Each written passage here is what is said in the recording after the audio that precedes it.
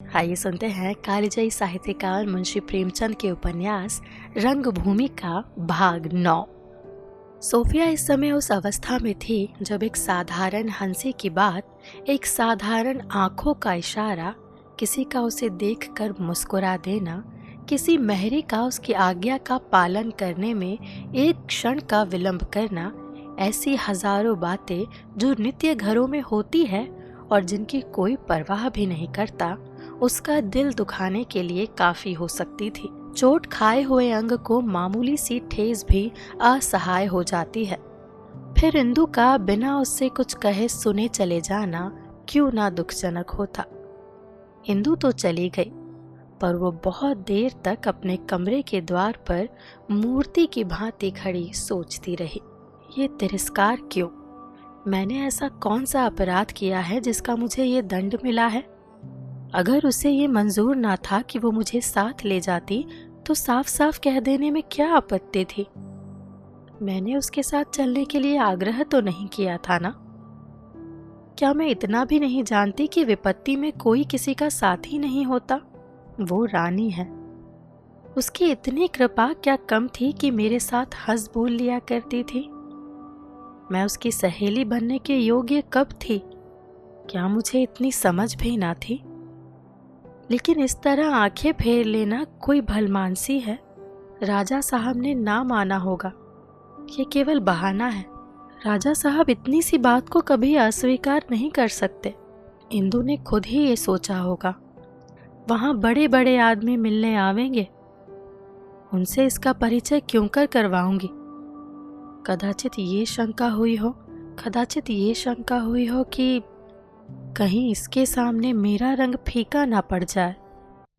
बस यही बात है। अगर मैं मूर्खा रूपी गुणविहीनी होती तो वो मुझे जरूर साथ ले जाती। मेरी हीनता से उसका रंग और चमक उठता। मेरा दुर्भाग्य। वो अभी द्वार पर खड़ी ही थी कि जानवी बेटी को विदा करके लौटी और सोफी के कमरे में आकर बोली, बेटी, मेरा अपराध क्षमा करो, मैंने ही तुम्हें रोक लिया।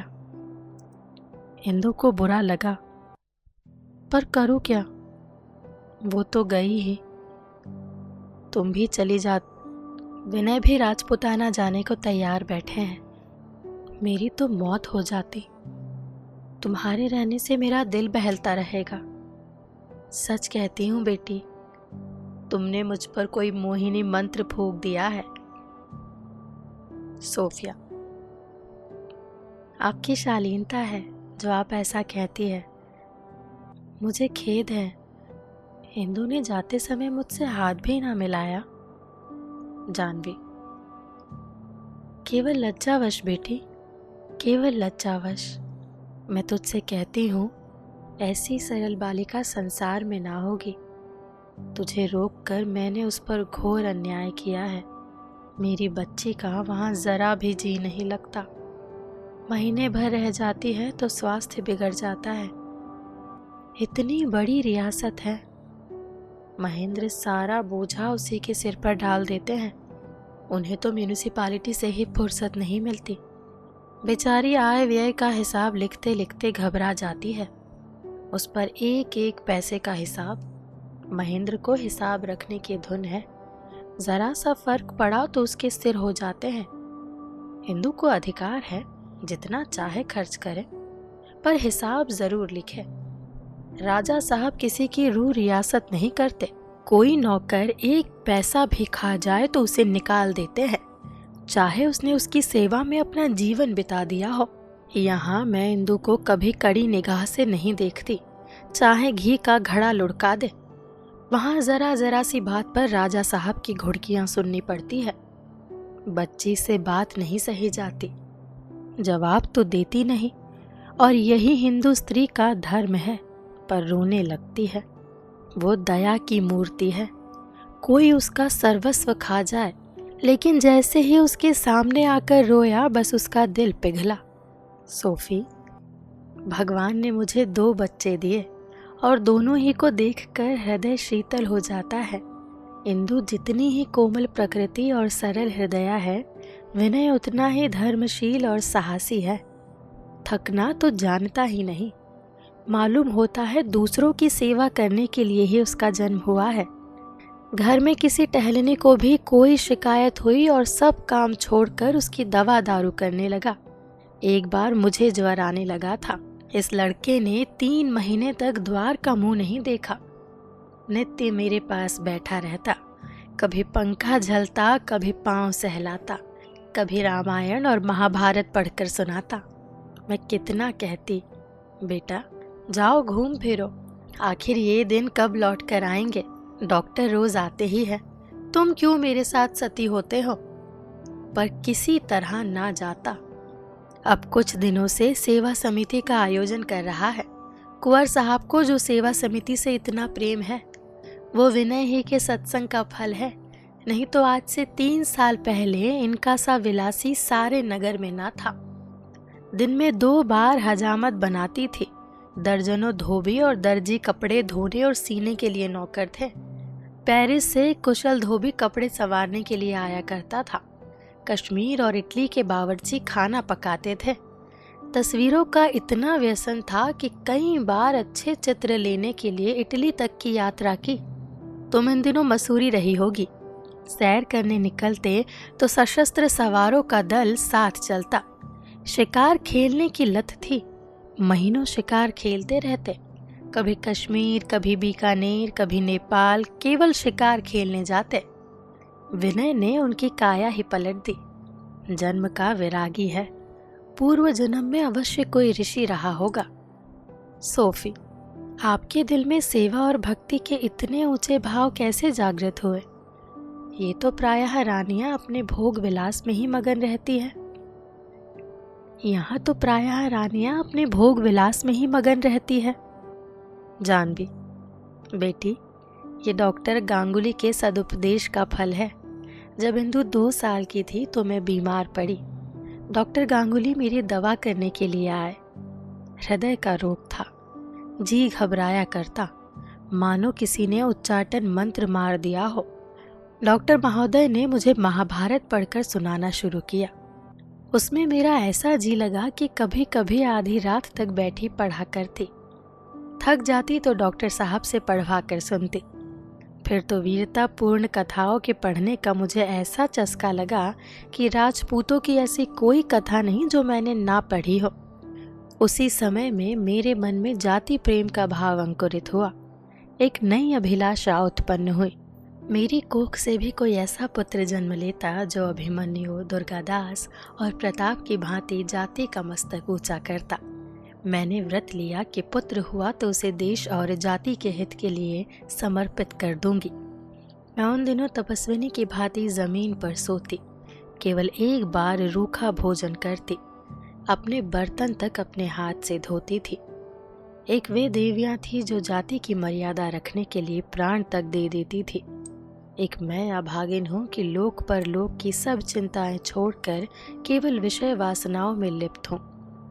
मुझे जाति के इस अधोगति को देखकर अपनी विलासिता पर लज्जा आती थी। ईश्वर ने मेरी सुन ली। 3 साल विनय का जन्म हुआ। मैंने बाल्यावस्था से ही उसे कठिनाइयों का अभ्यास कराना शुरू किया। मैं ना कभी उसे गद्दों पर सुलाती, ना कभी महरियों और दाइयों की गोद में जाने देती, ना कभी मेवे खाने देती। 10 वर्ष की अवस्था तक केवल धार्मिक कथाओं द्वारा उसकी शिक्षा हुई। इसके बाद मैंने डॉक्टर गांगुली का साथ छोड़ दिया। मुझे उन्हीं पर पूरा विश्वास था और मुझे इसका गर्व है कि विनय की शिक्षा दीक्षा का भार जिस पुरुष पर रखा वो इसके सर्वथा योग्य था। विनय पृथ्वी के अधिकांश प्रांतों का पर्यटन कर चुका है। संस्कृत और भारतीय भाषाओं के अतिरिक्त यूरोप की प्रधान भाषाओं का भी उसे अच्छा ज्ञान है। संगीत का उसे इतना अभ्यास है कि अच्छे अच्छे कलावंत उसके सामने मुंह खोलने का साहस नहीं करते। नित्य कंबल बिछाकर जमीन पर सोता है और कंबल ही ओढ़ता है। पैदल चलने में कई बार इनाम पा चुका है। जलपान के लिए मुट्ठी भर चने, भोजन के लिए रोटी और साग, बस इसके सिवा संसार के और सभी भोज्य पदार्थ उसके लिए वर्जित से हैं। बेटी, मैं तुझसे कहाँ तक कहूँ, पूरा त्यागी है। उसके त्याग का सबसे उत्तम फल ये हुआ कि उसके पिता को भी त्यागी बनना पड़ा। जवान बेटे के सामने बूढ़ा बाप कैसे विलास का दास बना रह सकता। मैं समझती हूँ कि विषय भोग से उनका मन तृप्त हो गया और बहुत अच्छा हुआ। त्यागी पुत्र का भोगी पिता अत्यंत हास्यपद दृश्य होता। वो मुक्त हृदय से विनय के सत्कार्यों में भाग लेते हैं और कह सकती हूँ कि उनके अनुराग के बगैर विनय को कभी इतनी सफलता ना प्राप्त होती। समिति में इस समय 100 नवयुवक हैं, जिनमें कितने ही संपन्न घरों के हैं। कुंवर साहब की इच्छा है कि समिति के सदस्यों की पूर्ण संख्या 500 तक बढ़ा दी जाए। डॉक्टर गांगुली इस वृद्धावस्था में भी अदम्य उत्साह से समिति का संचालन करते हैं। वही इसके अध्यक्ष है। जब व्यवस्थापक सभा के काम से अवकाश मिलता है तो नित्य 2-2.5 घंटे युवक को शरीर विज्ञान संबंधी व्याख्यान देते हैं। पाठ्यक्रम 3 वर्षों में समाप्त हो जाता है। तब सेवा कार्य आरंभ होता है। अब की 20 युवक उत्तीर्ण होंगे और ये निश्चय किया गया है कि वे 2 साल भारत का भ्रमण करेंगे, पर शर्त यह है कि उनके साथ एक लुटिया, डोर, धोती और कंबल के सिवा और सफर का सामान ना हो। यहाँ तक कि खर्च के लिए रुपए भी ना रखे जाए। इससे कई लाभ होंगे। युवकों को कठिनाइयों का अभ्यास होगा, देश की यथार्थ दशा का ज्ञान होगा, दृष्टि क्षेत्र विस्तीर्ण हो जाएगा और सबसे बड़ी बात यह है कि चरित्र बलवान होगा। धैर्य, साहस, उद्योग, संकल्प आदि गुणों की वृद्धि होगी। विनय भी इन लोगों के साथ जा रहा है और मैं गर्व से फूली नहीं समाती कि मेरा पुत्र जाति हित के लिए यह आयोजन कर रहा है। और तुमसे सच कहती हूँ, अगर कोई ऐसा अवसर आ पड़े कि जाति रक्षा के लिए उसे प्राण भी देना पड़े तो मुझे जरा भी शोक ना होगा। शोक तब होगा जब मैं उसे ऐश्वर्य के सामने सिर झुकाते या कर्तव्य के क्षेत्र से हटते देखूंगी। ईश्वर ना करे मैं वो दिन देखने के लिए जीवित रहूं।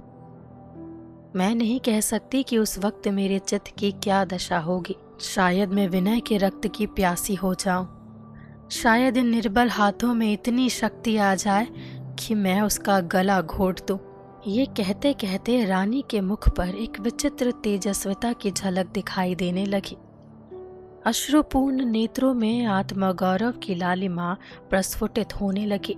सोफिया आश्चर्य से रानी का मुंह ताकने लगी।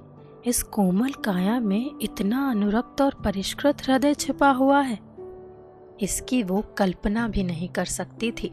एक क्षण में रानी ने फिर कहा, बेटी, मैं आवेश में तुमसे अपने दिल की कितनी ही बातें कह गई, पर क्या करूं, तुम्हारे मुख पर ऐसी मधुर सरलता है जो मेरे मन को आकर्षित करती है।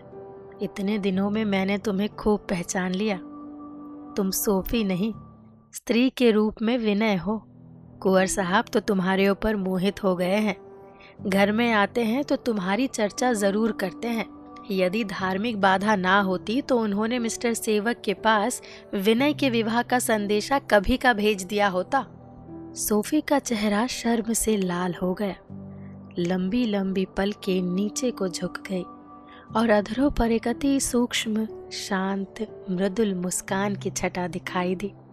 उसने दोनों हाथों से मुंह छिपा लिया और बोली, आप मुझे गालियां दे रही है, मैं भाग जाऊंगी। रानी, अच्छा शर्माओ मत, लो ये चर्चा ही ना करूंगी। मेरा तुमसे यही अनुरोध है कि अब तुम्हें यहाँ किसी बात का संकोच ना करना चाहिए। इंदु तुम्हारी सहेली थी, तुम्हारे स्वभाव से परिचित थी, तुम्हारी आवश्यकताओं को समझती भी थी। मुझ में इतनी बुद्धि नहीं। तुम इस घर को अपना घर समझो। जिस भी चीज की जरूरत हो निसंकोच भाव से कह देना। अपनी इच्छा के अनुसार भोजन बनवा लो, जब सैर करने को जी चाहे गाड़ी तैयार करवा लो, किसी नौकर को कहीं भेजना चाहो भेज दो। मुझसे कुछ पूछने की जरूरत नहीं। मुझसे कुछ कहना हो तुरंत चले आओ, पहले से सूचना देने का काम नहीं। ये कमरा अगर पसंद ना हो तो मेरे बगल वाले कमरे में चलो जिसमें इंदु रहती थी। वहां जब मेरा जी चाहेगा तुमसे बातें कर लिया करूंगी। जब अवकाश हो मुझे इधर उधर के समाचार सुना देना। बस ये समझो कि तुम मेरी प्राइवेट सेक्रेटरी हो। ये कहकर जान भी चली गई। सोफी का हृदय हल्का हो गया। उसे बड़ी चिंता हो रही थी कि इंदु के चले जाने पर यहाँ मैं कैसे रहूंगी, कौन मेरी बात पूछेगा, बिन बुलाए मेहमान की भांति पड़ी रहूंगी। ये चिंता शांत हो गई। उस दिन से उसका और भी आदर सत्कार होने लगा। लौंडिया उसका मुंह जोहती रहती, बार बार आकर पूछ जाती, मिस साहब कोई काम तो नहीं है? कोचवान दोनों जून पूछ जाता, हुक्म हो तो गाड़ी तैयार करूं? रानी जी भी दिन में एक बार जरूर आ बैठती। सोफी को अब मालूम हुआ कि उनका हृदय स्त्री जाति के प्रति सदिच्छाओं से कितना परिपूर्ण था। उन्हें भारत की देवियों को ईंट और पत्थर के सामने सिर झुकाते देखकर हार्दिक वेदना होती थी। वो उनके जड़वाद को, उनके मिथ्यावाद को, उनके स्वार्थवाद को भारत की अधोगति का मुख्य कारण समझती थी। इन विषयों पर सोफी से घंटों बातें किया करती। इस कृपा और स्नेह ने धीरे धीरे सोफी के दिल से वीरानेपन के भावों को मिटाना शुरू किया।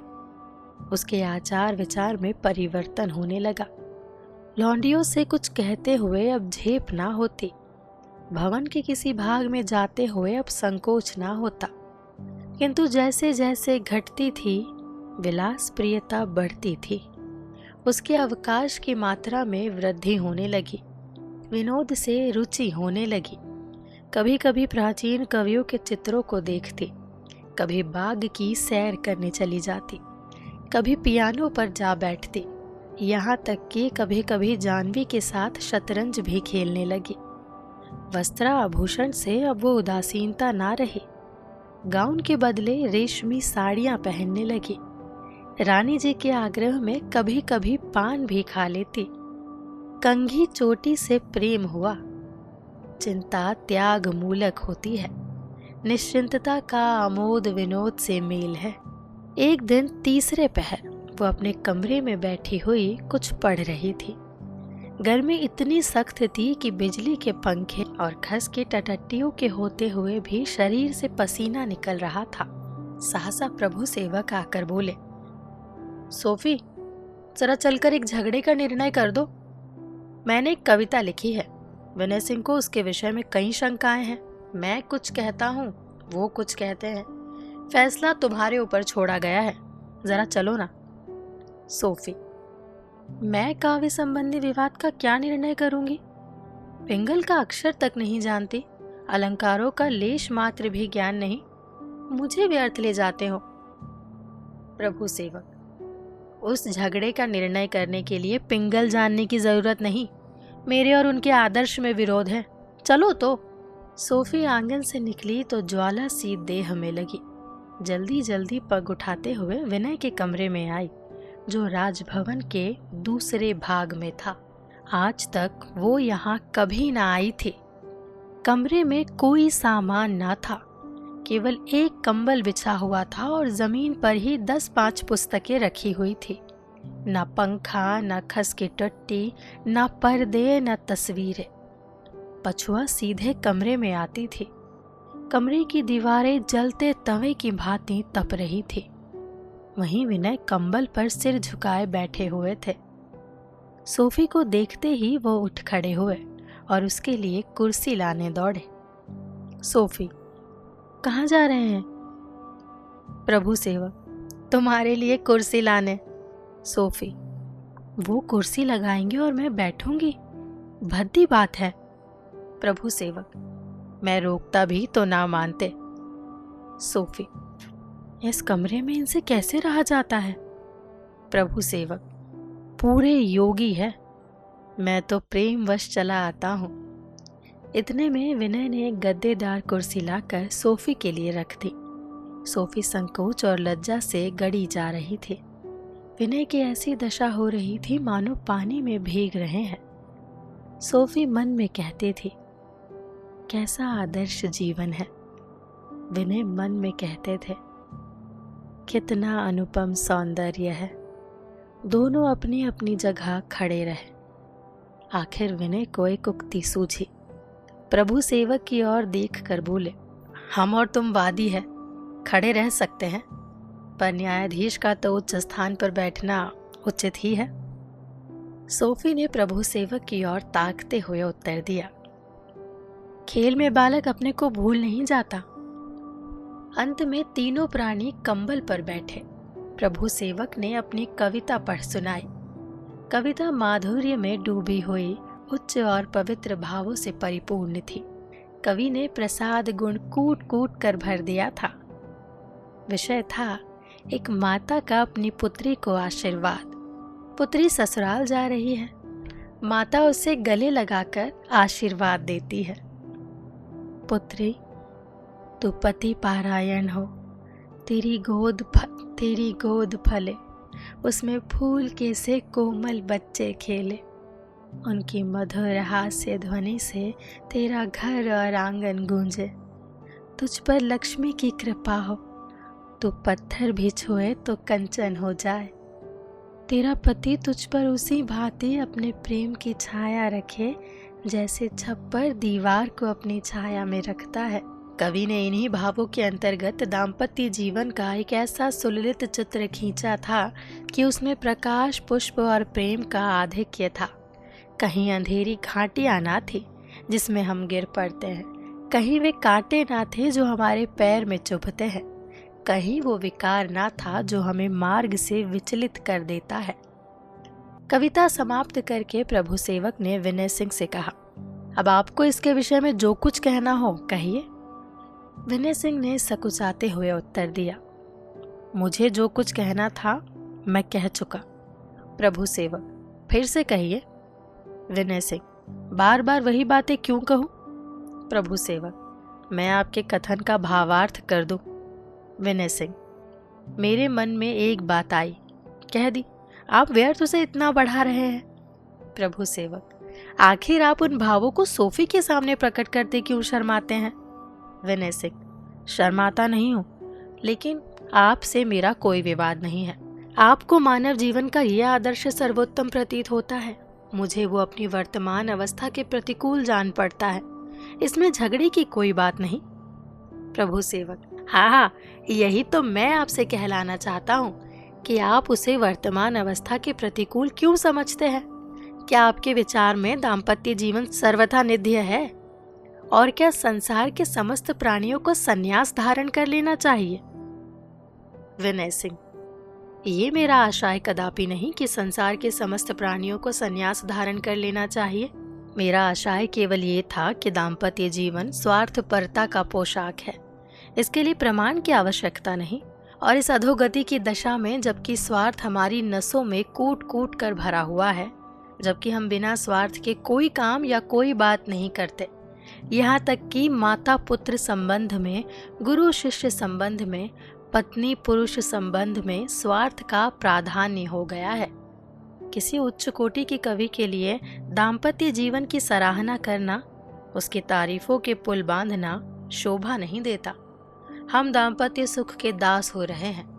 हमने इसी को अपने जीवन का लक्ष्य समझ रखा है। इस समय हमें ऐसे व्रतधारियों की, त्यागियों की, परमार्थ सेवियों की आवश्यकता है जो जाति के उद्धार के लिए अपने प्राण तक दे दे। हमारे कविजनों को इन्हीं उच्च और पवित्र भावों को उत्तेजित करना चाहिए। हमारे देश में जनसंख्या जरूरत से ज्यादा हो गई है। हमारी जननी संतान वृद्धि के भार को अब नहीं संभाल सकती। विद्यालयों में, सड़कों पर, गलियों में इतने बालक दिखाई देते हैं कि समझ में नहीं आता ये क्या करेंगे। हमारे देश में इतनी उपज भी नहीं होती कि सबके लिए एक बार इच्छापूर्ण भोजन भी प्राप्त हो। भोजन का अभाव ही हमारे नैतिक और आर्थिक पतन का मुख्य कारण है। आपकी कविता सर्वथा असामायिक है। मेरे विचार में इससे समाज का उपकार नहीं हो सकता। इस समय हमारे कवियों का कर्तव्य है त्याग का महत्व दिखाना, ब्रह्मचर्य में अनुराग उत्पन्न करना, आत्मनिग्रह का उपदेश करना। दाम्पत्य तो दासत्व का मूल है और ये समय उसके गुणगान के लिए अनुकूल नहीं है। प्रभु सेवक, आपको जो कुछ कहना था कह चुके। विनय सिंह, अभी बहुत कुछ कहा जा सकता है। पर इस समय इतना ही काफी है। प्रभु सेवक, मैं आपसे पहले ही कह चुका हूं कि बलिदान और त्याग के आदर्श की मैं निंदा नहीं करता। वो मनुष्य के लिए सबसे ऊंचा स्थान है और वो धन्य है जो उसे प्राप्त कर ले। किंतु जिस प्रकार कुछ व्रतधारियों के निर्जल और निराहार रहने से अन्न और जल की उपयोगिता में बाधा नहीं पड़ती, उसी प्रकार 2-4 योगियों के त्याग से दाम्पत्य जीवन त्याज्य नहीं हो जाता। दाम्पत्य मनुष्य के सामाजिक जीवन का मूल है, उसका त्याग कर दीजिए। बस हमारे सामाजिक संगठन का शिराजा बिखर जाएगा और हमारी दशा पशुओं के समान हो जाएगी। गृहस्थ को ऋषियों ने सर्वोच्च धर्म कहा है और अगर शांत हृदय से विचार कीजिए तो विदित हो जाएगा कि ऋषियों का ये कथन अयुक्ति मात्र नहीं है। दया, सहानुभूति, सहिष्णुता, उपकार, त्याग आदि देवोचित गुणों के विकास के जैसे सुयोग गृहस्थ जीवन में प्राप्त होते हैं और किसी अवस्था में नहीं मिल सकते। मुझे तो यहाँ तक कहने में संकोच नहीं है कि मनुष्य के लिए यही एक ऐसी व्यवस्था है जो स्वाभाविक कही जा सकती है। जिन कृत्यों ने मानव जाति का मुख उज्जवल कर दिया है, उनका श्रेय योगियों को नहीं, दाम्पत्य सुख भोगियों को है। क्या हरिश्चंद्र योगी नहीं थे? रामचंद्र योगी नहीं थे? कृष्ण त्यागी नहीं थे? नेपोलियन त्यागी नहीं था? नेल्सन योगी नहीं था? धर्म और विज्ञान के क्षेत्र में त्यागियों ने अवश्य कीर्ति लाभ किया है, लेकिन कर्म क्षेत्र में यश का सहरा भोगियों के ही सिर बंधा है। इतिहास में ऐसा एक भी प्रमाण नहीं मिलता कि किसी जाति का उद्धार त्यागियों द्वारा हुआ हो। आज भी हिंदुस्तान में 10 लाख से अधिक त्यागी बसते हैं, पर कौन कह सकता है कि उनसे समाज का कुछ उपकार हो रहा है? संभव है अप्रत्यक्ष रूप से होता हो, पर प्रत्यक्ष रूप से नहीं होता। फिर यह आशा क्यों कर की जा सकती है कि दाम्पत्य जीवन की अवहेलना से जाति का विशेष उपकार होगा? हाँ, अगर अविचार को उपकार कहे तो अवश्य उपकार होगा। ये कथन समाप्त करके प्रभु सेवक ने सोफिया से कहा, तुमने दोनों वादियों के कथन सुन लिए। तुम इस समय न्याय के आसन पर हो, सत्य असत्य का निर्णय करो। सोफी, इसका निर्णय तुम आप ही कर सकते हो। तुम्हारी समझ में संगीत बहुत अच्छी चीज है। प्रभु सेवक, अवश्य। सोफी, लेकिन अगर किसी के घर में आग लगी हुई हो तो उसके निवासियों को गाते बजाते देखकर तुम उन्हें क्या कहोगे? प्रभु सेवक, मूर्ख कहूंगा और क्या। सोफी, क्यों? गाना तो कोई बुरी चीज नहीं। प्रभु सेवक, तो ये साफ साफ क्यों नहीं कहती कि तुमने इन्हें डिग्री दे दी? मैं पहले ही समझ रहा था कि तुम इन्हीं की तरफ झुकोगी। सोफी, अगर ये भय था तो तुमने मुझे निर्णायक क्यों बनाया था? तुम्हारी कविता उच्च कोटि की है, मैं इसे सर्वांग सुंदर कहने को तैयार हूँ, लेकिन तुम्हारा कर्तव्य है कि अपनी इस अलौकिक शक्ति को स्वदेश बंधुओं के हित में लगाओ। अवनति की दशा में श्रृंगार और प्रेम का राग अलापने की जरूरत नहीं होती। इसे तुम भी स्वीकार करोगे। सामान्य कवियों के लिए कोई बंधन नहीं है, उन पर कोई उत्तरदायित्व नहीं है, लेकिन तुम्हें ईश्वर ने जितनी ही महत्वपूर्ण शक्ति प्रदान की है, उतना ही उत्तरदायित्व भी तुम्हारे ऊपर ज्यादा है। जब सोफिया चली गई तो विनय ने प्रभु सेवक से कहा, मैं इस निर्णय को पहले से ही जानता था। तुम लज्जित तो ना हुए होंगे? प्रभु सेवक, उसने तुम्हारी मुरौवत की है। विनय सिंह, भाई तुम बड़े अन्यायी हो। इतने युक्तिपूर्ण निर्णय पर भी उनके सिर इल्जाम लगा ही दिया। मैं तो उनकी विचारशीलता का पहले से ही कायल था, आज से भक्त हो गया। इस निर्णय ने मेरे भाग्य का निर्णय कर दिया। प्रभु, मुझे स्वप्न में भी ये आशा ना थी कि मैं इतनी आसानी से लालसा का दास हो जाऊंगा। मैं मार्ग से विचलित हो गया। मेरा संयम कपटी मित्र के भांति परीक्षा के पहले ही अवसर पर मेरा साथ छोड़ गया। मैं भली भांति जानता हूँ कि आकाश के तारे तोड़ने जा रहा हूँ, वो फल खाने जा रहा हूँ जो मेरे लिए वर्जित है। खूब जानता हूँ प्रभु कि मैं अपने जीवन को नैराश्य की वेदी पर बलिदान कर रहा हूँ, अपनी पूज्य माता के हृदय पर कुठाराघात कर रहा हूँ। अपनी मर्यादा की नौका को कलंक के सागर में डुबा रहा हूँ। अपनी महत्वाकांक्षाओं को विसर्जित कर रहा हूँ, पर मेरा अंतःकरण इसके लिए मेरा तिरस्कार नहीं करता। सोफिया मेरी किसी तरह नहीं हो सकती, पर मैं उसका हो गया और आजीवन उसी का ही रहूंगा। प्रभु सेवक: विनय, अगर सोफी को ये बात मालूम हो गई तो वो यहाँ एक क्षण भी ना रहेगी। कहीं वो आत्महत्या ना कर ले। ईश्वर के लिए ये अनर्थ ना करो। विनय सिंह: नहीं प्रभु, मैं बहुत जल्द यहाँ से चला जाऊंगा और फिर कभी ना आऊंगा। मेरा हृदय जलकर भस्म हो जाए पर सोफी को आंच भी ना लगने पावेगी। मैं दूर देश में बैठा हुआ इस विद्या, विवेक और पवित्रता की देवी की उपासना किया करूंगा। मैं तुमसे सत्य कहता हूं, मेरे प्रेम में वासना का लेश भी नहीं है।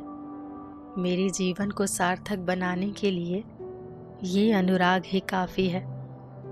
ये मत समझो कि मैं सेवा धर्म का त्याग कर रहा हूं। नहीं, ऐसा ना होगा। मैं अब भी सेवा मार्ग का अनुगामी रहूंगा। अंतर केवल इतना होगा कि निराकार की जगह साकार की, अदृश्य की जगह दृश्यमान की भक्ति करूंगा। सहसा जानवी ने आकर कहा, विनय, जरा इंदु के पास चले जाओ। कई दिन से उसका समाचार नहीं मिला।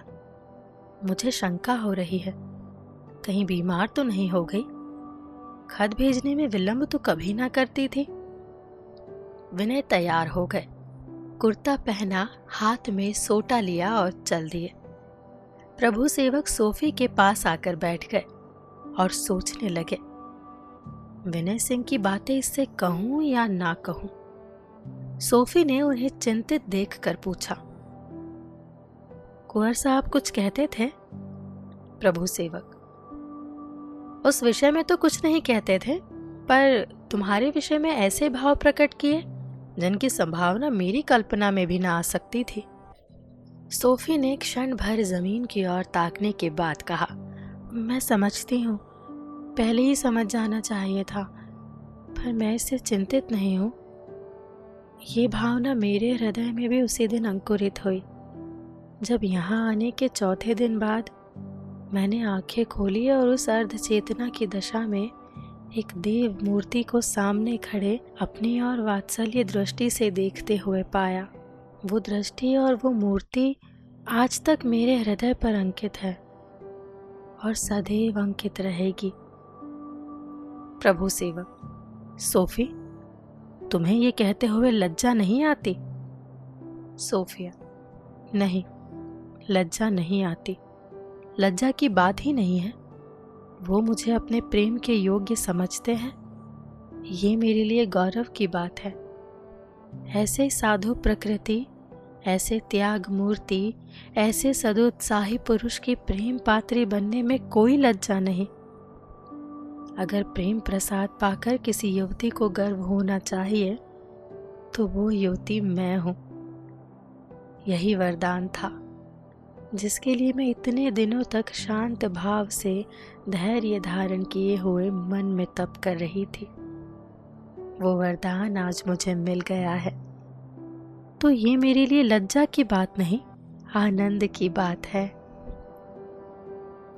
प्रभु सेवक: धर्म विरोध के होते हुए भी?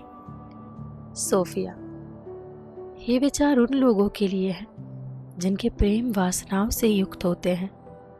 प्रेम और वासना में उतना ही अंतर है जितना कंचन और कांच में। प्रेम की सीमा भक्ति से मिलती है और उनमें केवल मात्रा का भेद है। भक्ति में सम्मान और प्रेम में सेवा भाव का आधिक्य होता है। प्रेम के लिए धर्म की विभिन्नता कोई बंधन नहीं है। ऐसी बाधाएं उस मनोभाव के लिए है जिसका अंत विवाह है, उस प्रेम के लिए नहीं जिसका अंत बलिदान है। प्रभु सेवक: मैंने तुम्हें जता दिया, यहाँ से चलने के लिए तैयार रहो। सोफिया: मगर घर पर किसी से इसकी चर्चा करने की कोई जरूरत नहीं।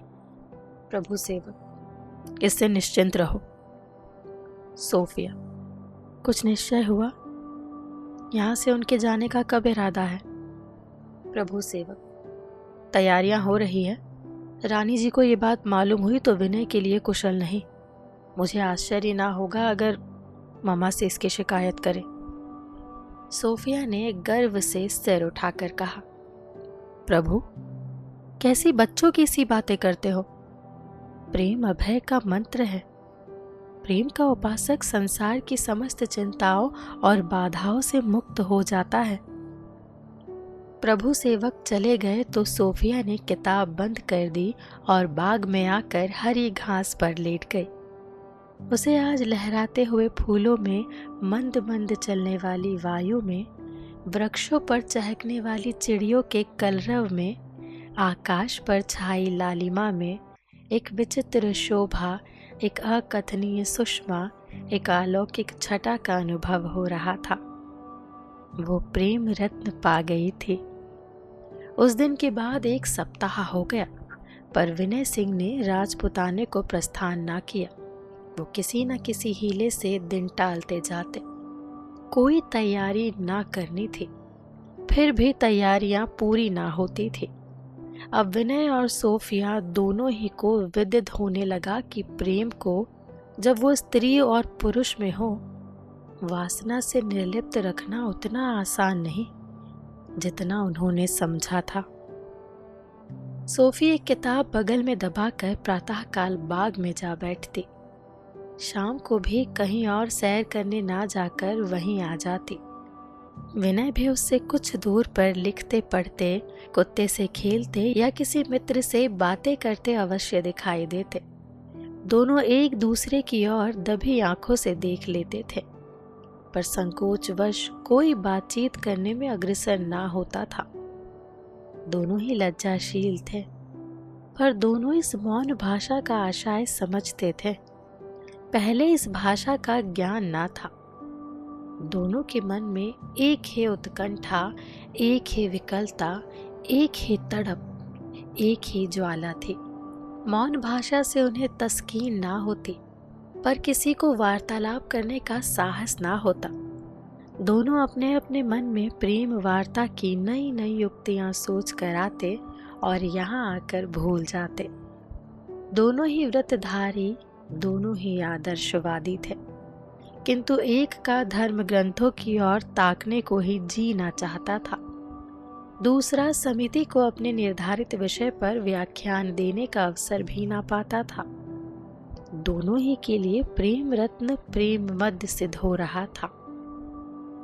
एक दिन रात को भोजन करने के बाद सोफिया रानी जानवी के पास बैठी हुई कोई समाचार पत्र पढ़कर सुना रही थी कि विनय सिंह आकर बैठ गए। सोफी की विचित्र दशा हो गई। पढ़ते पढ़ते भूल जाती कि कहाँ तक पढ़ चुकी हूँ और पढ़ी हुई पंक्तियों को फिर पढ़ने लगती, वो भी अटक अटक कर। शब्दों पर आंखें ना जमती। वो भूल जाना चाहती थी कि कमरे में रानी के अतिरिक्त कोई और बैठा हुआ है, पर बिना विनय की ओर देखे ही उसे दिव्य ज्ञान सा हो जाता था कि अब वो मेरी ओर ताक रहे हैं, और तत्क्षण उसका मन अस्थिर हो जाता। जानवी ने कई बार टोका, सोती तो नहीं हो? क्या बात है, रुक क्यों जाती हो? आज तुझे क्या हो गया है बेटी? सहसा उनकी दृष्टि विनय सिंह की ओर फिरी। उसी समय जब वो प्रेमातुर नेत्रों से उसकी ओर ताक रहे थे, जानवी का विकसित शांत मुखमंडल तमतमा उठा, मानो बाग में आग लग गई। अग्निमय नेत्रों से विनय की ओर देखकर बोली, तुम कब जा रहे हो? विनय सिंह, बहुत जल्द। जानवी, मैं बहुत जल्द का आशा ये समझती हूँ कि तुम कल प्रातःकाल ही प्रस्थान करोगे। विनय सिंह, अभी साथ जाने वाले कई सेवक बाहर गए हुए हैं। जानवी, कोई चिंता नहीं, वे पीछे चले जाएंगे। तुम्हें कल प्रस्थान करना होगा। विनय सिंह, जैसी आज्ञा। जानवी, अभी जाकर सब आदमियों को सूचना दे दो। मैं चाहती हूँ कि तुम स्टेशन पर सूर्य के दर्शन करो। विनय, इंदु से मिलने जाना है। जानवी, कोई ज़रूरत नहीं। मिलने भेंटने की प्रथा स्त्रियों के लिए है, पुरुषों के लिए नहीं। जाओ। विनय को फिर कुछ कहने की हिम्मत ना हुई। आहिस्ता से उठे और चले गए। सोफी ने साहस करके कहा, आजकल तो राजपुताने में आग बरसती होगी। जानवी ने निश्चयात्मक भाव से कहा, कर्तव्य कभी आग और पानी की परवाह नहीं करता। जाओ, तुम भी सो जाओ, सवेरे उठना है। सोफी सारी रात बैठी रही। विनय से एक बार मिलने के लिए उसका हृदय तड़फड़ा रहा था। वो कल चले जाएंगे और मैं उनसे विदा भी ना हो सकूंगी। वो बार बार खिड़की से झांकती कि कहीं विनय की आहट मिल जाए। छत पर चढ़कर देखा, अंधकार छाया हुआ था। तारागण उसकी आतुरता पर हंस रहे थे। उसके जी में कई बार प्रबल आवेग हुआ कि छत पर से नीचे बाग में कूद पड़ूं, उनके कमरे में जाऊं और कहूं, मैं तुम्हारी हूं। अगर संप्रदाय ने हमारे और उनके बीच में बाधा ना खड़ी कर दी होती तो वो इतने चिंतित क्यों होते, मुझको इतना संकोच क्यों होता, रानी मेरी अवहेलना क्यों करती। अगर मैं राजपुतानी होती तो रानी सहर्ष मुझे स्वीकार करती, पर मैं ईसा की अनुचरी होने के कारण त्याज्य हूँ। ईसा और कृष्ण में कितनी समानता है, पर उनके अनुचरों में कितनी विभिन्नता। कौन कह सकता है कि सांप्रदायिक भेदों ने हमारी आत्माओं पर कितना अत्याचार किया है। जो जो रात बीतती थी, सोफे का दिल निराशय से बैठ जाता था। मैं यूं ही बैठी रहूंगी और सवेरा हो जाएगा, विनय चले जाएंगे। कोई भी तो नहीं जिसके हाथों एक पत्र लिखकर भेज दूं। मेरे ही कारण तो उन्हें ये दंड मिल रहा है। माता का हृदय भी निर्दय होता है। मैं समझी थी मैं ही अभागिन हूँ, पर अब मालूम हुआ ऐसी माताएं और भी है। तब वो छत पर से उतरी और अपने कमरे में जाकर लेट रही। निराशाएं ने निद्रा की शरण ली, पर चिंता की निद्रा क्षुधावस्था का विनोद है, शांति विहीन और नीरस। जरा ही देर सोई थी कि चौंक कर उठ बैठी। सूर्य का प्रकाश कमरे में फैल गया था और विनय सिंह अपने 20 साथियों के साथ स्टेशन जाने को तैयार खड़े थे। बाग में हजारों आदमियों की भीड़ लगी हुई थी। वो तुरंत बाग में आ पहुंची और भीड़ को हटाती हुई यात्रियों के सम्मुख आकर खड़ी हो गई। राष्ट्रीय गान हो रहा था। यात्री नंगे सिर नंगे पैर, एक एक कुर्ता पहने, हाथ में लकड़ी लिए, गर्दनों में एक एक थैली लटकाए चलने को तैयार थे। सब के सब प्रसन्न वंदन उल्लास से भरे हुए, जातीयता के गर्व से उन्मत्त थे, जिनको देखकर दर्शकों के मन गौरवान्वित हो रहे थे। एक क्षण में रानी जानवी आई और यात्रियों के मस्तक पर केसर के तिलक लगाए। तब कुंवर भरत सिंह ने आकर उनके गलों में हार पहनाए। इसके बाद डॉक्टर गांगुली ने चुने हुए शब्दों में उन्हें उपदेश दिया। उपदेश सुनकर यात्री लोग प्रस्थित हुए।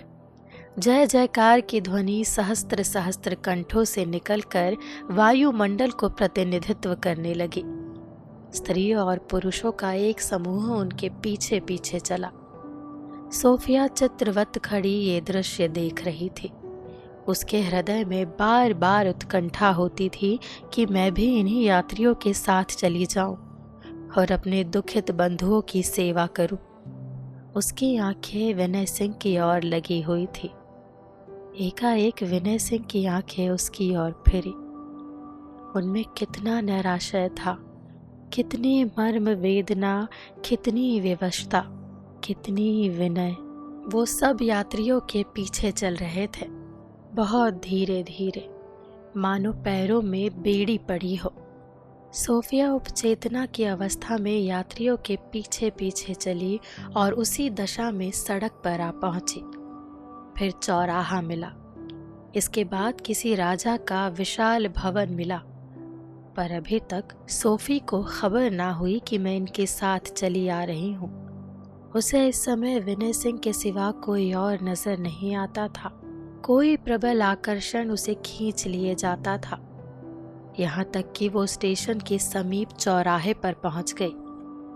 अचानक उसके कानों में प्रभु सेवक की आवाज आई, जो बड़े वेग से फिटन दौड़ाए चले आते थे। प्रभु सेवक ने पूछा, सोफी, तुम कहाँ जा रही हो? जूते तक नहीं, केवल स्लीपर पहने हो। सोफिया पर घड़ों पानी पड़ गया। मैं इस वेश में कहाँ चली आई?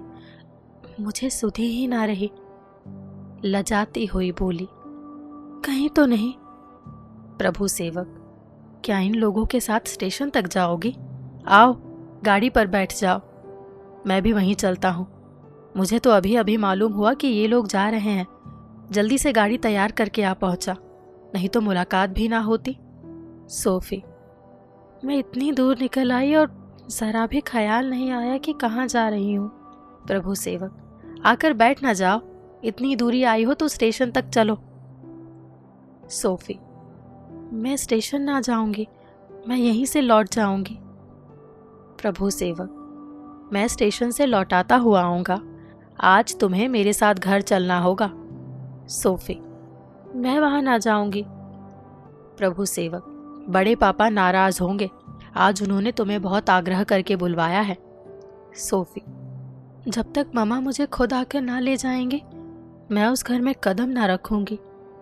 ये कहकर सोफी लौट पड़ी और प्रभु सेवक स्टेशन की तरफ चल दिए। स्टेशन पर पहुंचकर विनय ने चारों तरफ आंखें फाड़ फाड़ कर देखा। सोफी ना थी।